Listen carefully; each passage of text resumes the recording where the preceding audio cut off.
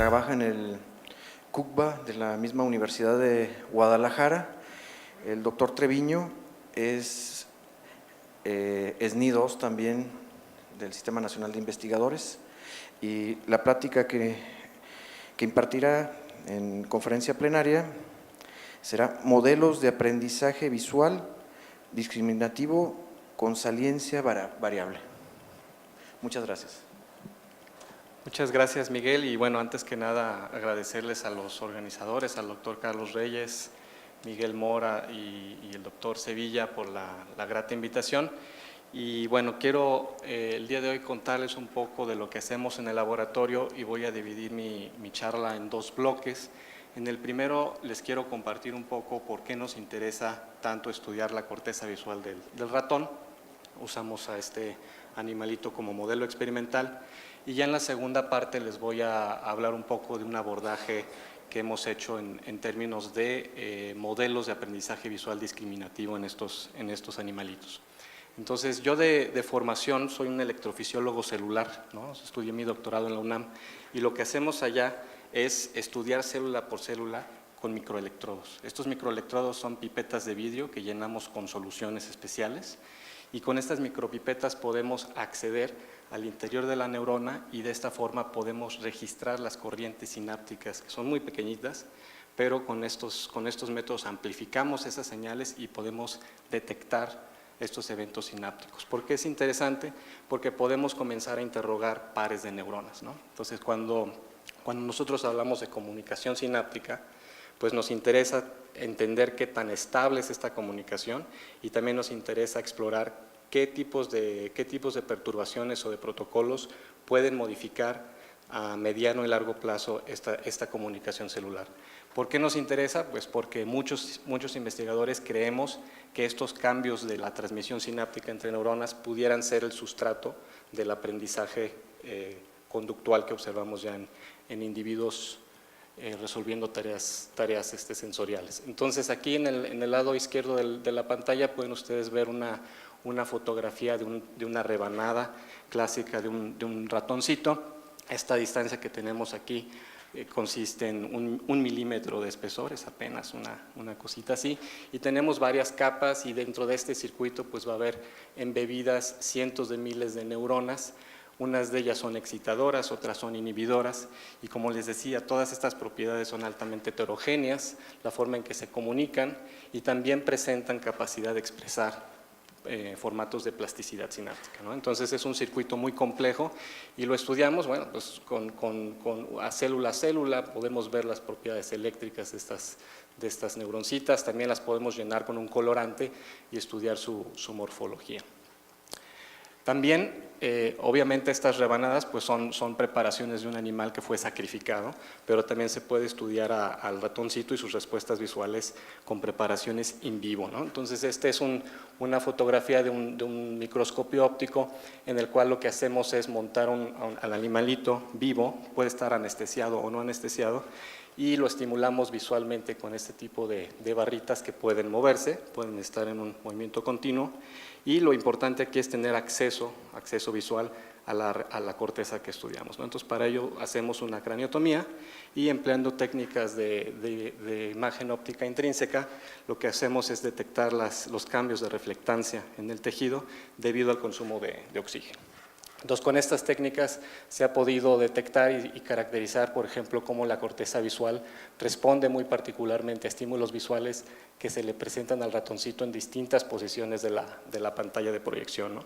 Entonces, lo que observamos en la corteza es justo que existe un mapa, se le llama mapa retinotópico, que corresponde a zonas muy particulares de la corteza que se encienden cuando el animalito está siendo estimulado en porciones muy particulares de la pantalla. Como ustedes pueden ver, bueno, ya en términos globales, la corteza visual se enciende cuando el animalito está siendo estimulado visualmente. Esto nos indica que en efecto le llamamos corteza visual porque responde a estímulos visuales, ¿no? De igual forma, esta corteza visual que tiene, como dije, sus mapas retinotópicos muy bien establecidos, es un sistema altamente plástico. Esto lo sabemos desde los trabajos clásicos de Hubel y Wiesel en gatos. Y en el ratón, bueno, un ejemplo de lo que puede suceder si hacemos una pequeña lesión en la retina de este ratón, unas semanas después o un par de semanas después, podemos identificar claras transformaciones de esos mapas retinotópicos. ¿Qué quiere decir? Que la corteza visual que está conectada y que está recibiendo señales de la retina, pues sufre cambios y alteraciones plásticas debidas a esta alteración de experiencia visual. También desde trabajos clásicos del siglo pasado, sabemos que las células de la retina, las células ganglionales, son capaces de producir respuestas a estímulos visuales muy complejas. Por ejemplo, estos dos autores reportaron que estas células ganglionales pueden codificar la dirección de movimiento de una barra que se proyecta en la pantalla. Años después, hace 5 años, el grupo de Winfried Denk en el Max Planck Institute de Alemania, ellos hicieron la primera reconstrucción conectómica de una porción de circuito de mamífero.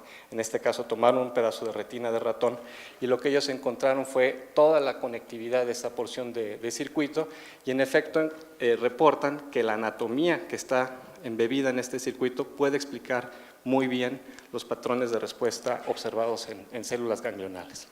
Es decir, hay una clara conexión entre anatomía y función. También de un grupo alemán de Thomas Euler en la Universidad de Tübingen, esta es una preparación de retina, a mí me parece un estudio fascinante. Cargan a las células ganglionales con un indicador de calcio que florece cuando estas neuronas se activan y lo que hacen es proveerle de estímulos visuales a esta preparación, ¿no? Entonces, si se fijan, los estímulos visuales empleados son muy diversos, son sofisticados. Esto a partir de mucho conocimiento que se tiene de las propiedades de respuesta de estas neuronas y lo que se observa es que los patrones de respuesta celulares son altamente específicos, ¿no? Encuentran diferentes tipos de respuesta y al hacer un análisis completo de todo el tipo de respuestas celulares que ellos encuentran, llegan a una conclusión muy importante. Por lo menos existen en la retina del ratón por lo menos un mínimo de 32 respuestas funcionales diferentes a estímulos visuales. ¿Qué quiere decir esto? Que esos 32 canales que están generándose en la retina van a proyectarse, van a dirigirse hacia la corteza visual de ratón, ¿no? Es decir, el panorama de complejidad biológica que tenemos aquí es mucho más complejo de lo que habíamos pensado anteriormente.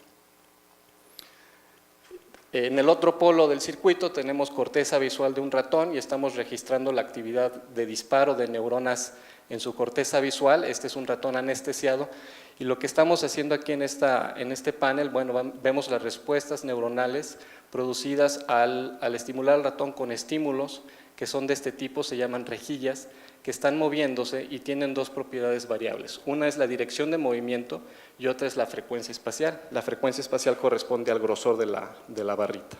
Y como ustedes pueden ver, existe una combinación particular de dirección y frecuencia espacial a la cual esta neurona responde de manera preferente. Y entonces esto ha llevado a muchas personas a hablar de un cómputo neuronal. Parece ser que en la corteza visual de estos animales, de los mamíferos, hay una especialización neuronal para procesar distintos componentes de los estímulos visuales.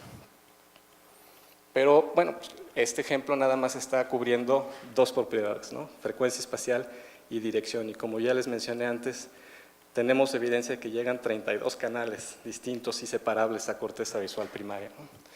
Bueno, otro ejemplo tenemos aquí también usando técnicas de imagenología, se pueden visualizar la actividad de disparo de múltiples neuronas en las capas superiores de corteza visual primaria de ratón y como pueden ustedes ver, las propiedades de los campos receptivos son altamente heterogéneas.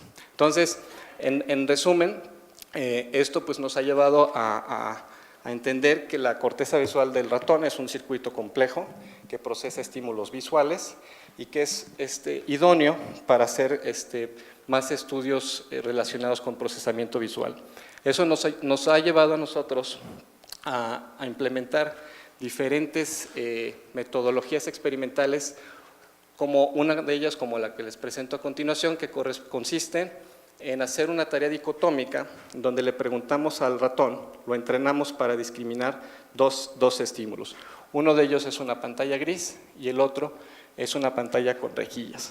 Y el asunto está en que cuando la frecuencia espacial de estas rejillas es baja, La tarea de discriminación es muy fácil. En la medida en que comenzamos a aumentar la frecuencia espacial del estímulo de rejilla, como ustedes pueden observar, la tarea se vuelve gradualmente más complicada para el ratón. Y esto se ha encontrado, o sabemos, que depende por lo menos parcialmente del procesamiento que se lleva a cabo en esta corteza visual. Entonces, para resolver este tipo de experimentos, lo que hacemos es implementar un laberinto trapezoidal, es una alberca en este caso, los ratoncitos tienen que nadar y son entrenados para nadar y elegir el estímulo condicionado, puesto que bajo este estímulo hay una plataforma transparente que el ratón no puede ver, pero la plataforma siempre está vinculada con el estímulo visual entrenado, ¿no? Es un estímulo condicionado y por el contrario, si el ratón elige el otro brazo, bueno, esto lo tomamos como una respuesta incorrecta y tiene que seguir nadando hasta encontrar el estímulo condicionado. Entonces, si tomamos este protocolo, este paradigma, lo que sucede es de que en un par de semanas los ratoncitos pueden aprender la tarea, adquieren perfectamente bien estas reglas y son capaces de resolverla por arriba del 90%, ¿no? Entonces, en términos de aprendizaje, pues esto es una asíntota en la cual ya encontramos que los ratones llegaron a su techo de performance y una vez que ya están ahí, pues nosotros podemos ahora sí preguntarles a los ratoncitos, ponerlos a prueba y ver cómo cambia la tasa de respuestas correctas en la medida en que modificamos la frecuencia espacial del estímulo, ¿no?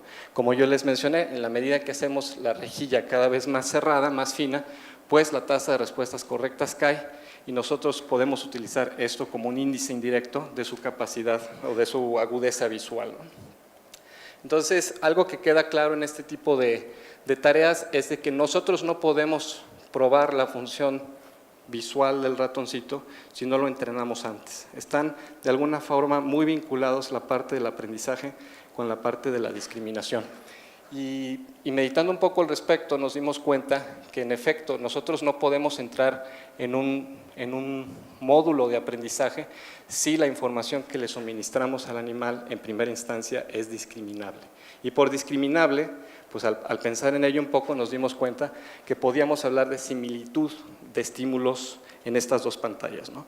Entonces, en la medida en que estos dos estímulos se parecen más, su similitud va aumentando. Pensemos en el caso extremo, cuando la similitud es 1, los dos estímulos son idénticos, y entonces si los dos estímulos son idénticos, no habría una driving force, no habría una señal para que el animal pudiera aprender la tarea. Se requiere que haya discriminabilidad y que la similitud sea menor a 1 para que el ratón pueda aprender la tarea. Entonces esto nos llevó a pensar o a preguntarnos cómo se están relacionando o cómo se podrían estar relacionando estos dos módulos y si esta relación es interdependiente. Entonces esto ya nos lleva a la segunda parte de la plática en donde les voy a hablar un poco de los modelos de aprendizaje visual discriminativo. Entonces, de teoría de conductual, ¿no? Existen modelos que han sido prevalentes en la literatura, que son muy importantes, como el modelo de Rescorla-Wagner, que en esencia es un operador lineal. Esto corresponde a una ecuación diferencial que nos dice que el cambio de la fuerza asociativa en el tiempo va a depender de una alfa, y esta alfa se conoce como saliencia del estímulo, ahorita hablo un poco más de la saliencia, multiplicada por una constante, que no voy a mencionar mucho de ella, pero esta es la saliencia del estímulo no condicionado, todo ello multiplicado por un gradiente. Es una función de error entre la lambda, que es la asíntota de aprendizaje, es ese techo de aprendizaje que tenemos aquí, una lambda, menos la fuerza asociativa en el ensayo yésimo. Y lo importante de estos modelos es que han sido muy útiles para predecir el aprendizaje en distintos modelos experimentales. Esta saliencia de aquí, bueno, corresponde, o en la literatura, uno se encuentra que esa saliencia corresponde a la conspicuidad del estímulo con el cual se está entrenando. En efecto, podría estar relacionada, por ejemplo, con la similitud que yo les mencioné, o si estuviéramos en otro tipo de paradigmas, podríamos entender esta conspicuidad o esta saliencia como la intensidad del estímulo con el cual se está entrenando. Si es un estímulo muy intenso, pues va a ser fácil de detectar, fácil de discriminar, y este va a gatillar un proceso de aprendizaje que tiene una tasa de crecimiento mucho más grande, ¿no? Es un factor de ganancia de esta curva de aprendizaje. Entonces, lo que sabemos de la literatura clásica es que, en efecto, entre mayor número de repeticiones, pues mayor aprendizaje habrá y más cerca estaremos de la asíntota de aprendizaje. Eso es lo que claramente todo el mundo sabe de la literatura previa. Sin embargo, la pregunta que yo estoy planteando aquí es un tanto diferente. Ya les introduje el elemento de saliencia variable para las pruebas de discriminación. Entonces, la pregunta que nos estamos haciendo nosotros es, imagínense ustedes que durante el entrenamiento podemos modificar la similitud de los estímulos que estamos empleando. La pregunta sería, ¿cómo vamos a encontrar las curvas de aprendizaje cuando tengamos estos entrenamientos con similitud variable, ¿no? Lo importante aquí también es enfatizar que, si se fijan, estos dos programas de similitud variable consisten exactamente de los mismos estímulos. Lo único que se está haciendo es invertir el orden temporal de los mismos, ¿no? Bueno, entonces, regresando un poquito a los modelos, tenemos esta ecuación diferencial que ya les había yo mencionado, que lo importante es mencionar pues que si uno explora la literatura va uno a encontrar que todo mundo, o la mayoría de los autores, hablan de esta saliencia como un parámetro fijo, ya sea que sea fijo durante todo el entrenamiento o que además, o que de alguna otra forma su contribución sea fija al aprendizaje, ¿de acuerdo? Entonces, desde esa perspectiva nosotros podríamos vincular a la saliencia como una función de la similitud de los estímulos y, sin embargo, aquí la seguimos entendiendo como una constante, ¿de acuerdo? Al decir constante me refiero a una propiedad fija que depende de los elementos explícitos en el estímulo físico que se está utilizando para entrenar al animal. Sin embargo, existen varias evidencias también de la literatura pasada que indican que quizá esta noción no es del todo completa. Por ejemplo, un término que conocemos desde los años 50 en el siglo pasado, inhibición latente, es un experimento muy sencillo que hizo Robert Lubo, en el cual él trabajando con cabras y ovejas, lo que hizo fue exponer a estos animalitos al estímulo condicionado sin estar vinculado directamente con una consecuencia, con una recompensa. Y entonces lo que él encontró es de que el hecho de la preexposición de los animales a un estímulo hacía que ese estímulo más adelante perdiera capacidad asociativa en el momento en que fuera entrenado ya con una recompensa, ¿de acuerdo? Quiere decir que esa interacción con los estímulos previa podía modificar la saliencia o la capacidad asociativa del estímulo mismo. Eso es lo que encontró Robert Lubo. Y también más adelante teorías importantes del aprendizaje comenzaron a tomar en cuenta elementos atencionales, y Nicholas McIntosh, él sugirió que posiblemente la saliencia de los estímulos pudiera ser una variable, no una constante, y que, por ejemplo, un estímulo pudiera ganar saliencia en la medida en que se volvía mejor predictor de una consecuencia, ¿no? Y tiene sentido, ¿no? La competencia o el polo opuesto fue John Pearce, quien dijo, bueno, ¿por qué no verlo de otra forma? Quizá un estímulo puede perder saliencia en la medida en que se vuelve menos sorpresivo, ¿no? En la medida en que lo entrenamos más y más y más, pues es menos conspicuo en el sentido de que ya está el sujeto experimental esperando la reaparición del estímulo condicionado. Entonces, finalmente, un estudiante de postdoctorado de John Pearce propone también un modelo en donde trate de hacer una combinación de estos dos, un empalme de las dos visiones, y dice, quizá podemos permitir matemáticamente que los estímulos ganen y pierdan saliencia con el aprendizaje. Entonces, quizá es un poco confusa la información que les estoy dando, pero matemáticamente yo les había mencionado que podíamos entender la saliencia como una función de la similitud, ¿no? Y desde la nueva perspectiva que les estoy mencionando, nosotros podríamos agregar un componente más. Si entendemos que esta función de aquí es una función lineal o no lineal de la similitud, pues esa sería, le llamaríamos nosotros una saliencia efectiva, que correspondería solamente a la que se debe a atributos físicos del estímulo condicionado, ¿de acuerdo? Es la primera vez que interaccionamos con un estímulo condicionado y por sus propiedades físicas va a tener un valor muy particular de saliencia efectiva. Y sin embargo, estamos considerando aquí también un segundo componente que le llamamos saliencia adquirida, y el cual nos permite modificar el valor neto de la saliencia del estímulo condicionado en la medida que el sujeto experimental empieza a interaccionar con el estímulo mismo, ¿sí? Entonces, en el caso ideal, pues como ustedes saben, lo que podríamos hacer sería tener un infinito de modelos, proponer un infinito de modelos, ponerlos todos a prueba y comenzar a falsificarlos, ¿no?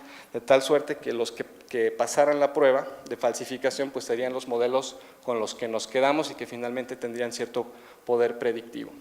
Entonces, ¿tengo 2 minutos nada más? Bueno, entonces sintetizamos una serie de estímulos visuales que homogenizamos de maneras particulares y con los cuales medimos la similitud cruzada entre todos ellos para crear unas curvas de aprendizaje que son estas que ustedes ven aquí en azul y rojo. Son curvas en las cuales modificamos la saliencia o la similitud entre estímulos para entrenamiento de manera sistemática.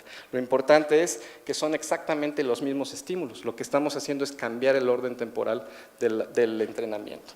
Entonces, bueno, aquí un ejemplo muy rápido de nuestro laberinto. El ratoncito está entrenado para nadar hacia el matiz que ven ustedes en la izquierda.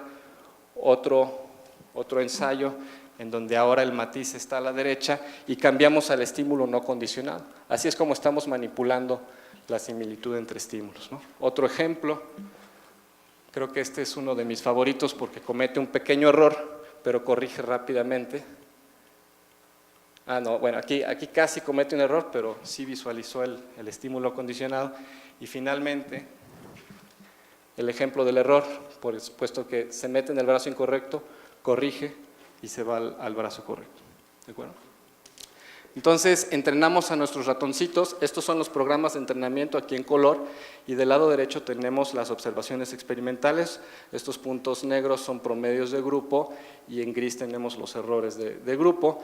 Y el proceso que hicimos fue, bueno, tratar de ajustar distintos modelos a esas curvas de aprendizaje. Los modelos que probamos fueron unos en los cuales mantuvimos la saliencia o definimos la saliencia como una constante pura, u otros en donde representamos esa saliencia como una función lineal o no lineal de la similitud, y el caso interesante es donde le agregamos un componente de saliencia adquirida.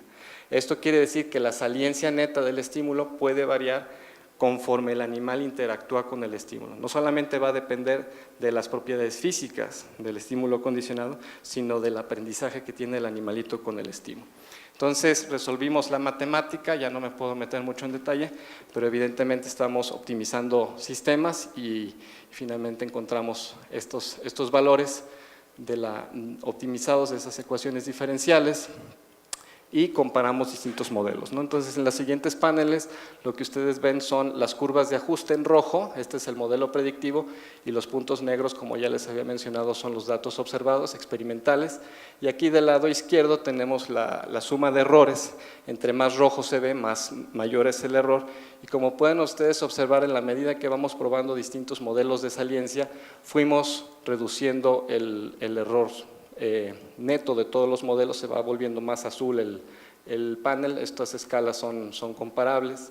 Entonces seguimos probando distintos modelos y sin entrar más en detalles, bueno, hicimos los ajustes necesarios para poder comparar todos los modelos entre ellos. Evidentemente nuestras distintas pruebas tenían distintos parámetros de libertad, entonces teníamos que hacer un ajuste matemático para poder validar nuestras comparaciones, pero lo importante es que encontramos que en efecto el mejor modelo para predecir nuestras curvas de aprendizaje fue aquel que nos permitió modificar de manera libre ese segundo elemento de la saliencia. Es decir, la saliencia no solamente representada como una propiedad física del estímulo, sino también como una propiedad del aprendizaje que tiene el animal con ese estímulo. Entonces, ya para cerrar, bueno, si ponemos a prueba esa ecuación diferencial con esos parámetros optimizados que encontramos, el mensaje de la historia es que el aprendizaje producido, a pesar de que las curvas de entrenamiento son las mismas, o sea, a pesar de que estamos siendo entrenados con los mismos estímulos, el aprendizaje que se produce depende de la trayectoria de enseñanza que se adopte, ¿de acuerdo? Entonces, por eso se ven estas dos curvas separadas, ¿no? La roja del azul. Son los mismos estímulos, pero el ordenamiento de estos estímulos durante el training es distinto. Y lo que predice este modelo es de que la salida que va a ser el aprendizaje pues va a ser diferente. Entonces, ya para cerrar, yo cuando estaba en el doctorado iba del centro de la Ciudad de México al norte, me agarraba el tráfico, ¿no? Entonces, cuando hay mucho tráfico por una vía, ¿qué hace uno? Se va uno por otra vía, toma otra trayectoria alterna para llegar al mismo objetivo, ¿no? Entonces, nuestras curvas de aprendizaje sugieren eso. Nuestro modelo matemático sugiere que la trayectoria que se adopte para llegar de un sitio a otro es fundamental para determinar el resultado final.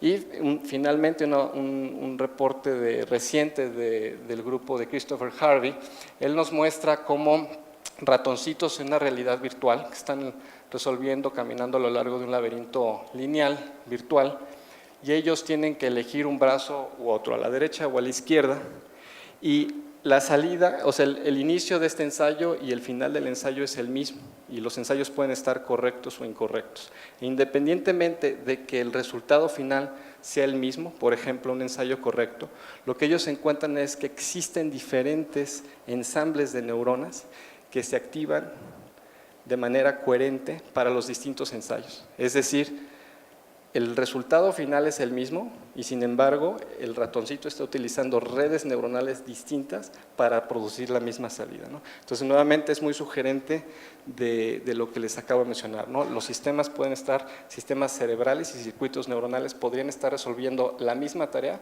pero involucrando distintos componentes neuronales de ensayo a ensayo. Y con esto pues termino mi charla, una fotografía de nuestro instituto y pues no sé si tengan alguna duda. Muchas gracias, doctor Mario Treviño. ¿Preguntas?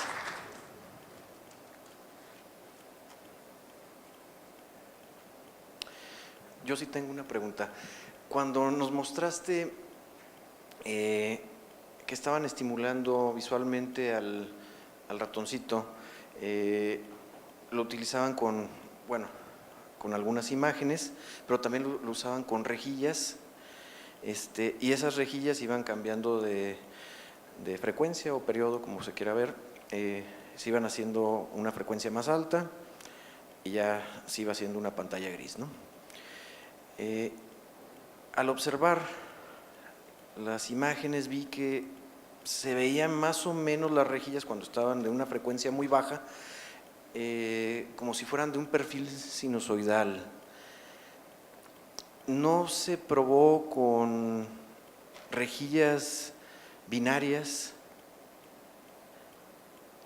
pensando en que el estímulo del ratón al ver una imagen un poquito más suave también sea mejor o sea peor, y al ver el brinco de las rejillas binarias también produzca otro nivel de entendimiento del ratón, pensando en que, bueno, esa información visual pasa a través de la retina, a través del cristalino y se proyecta en la retina, ¿no? Y esa proyección es una transformada de Fourier, y la transformada de Fourier de una rejilla senoidal son tres armónicos, el orden central y los dos armónicos de la senoide, ¿no? Y de una rejilla binaria son n armónicos, entonces quizás podría cambiar la conducta, no lo sé. No, por supuesto, lo que se sabe, por ejemplo, y esto es de registros hechos en macaco, que son estímulos totalmente distintos, una rejilla cuadrada, una función de Heaviside comparada contra un sinusoide, ¿no?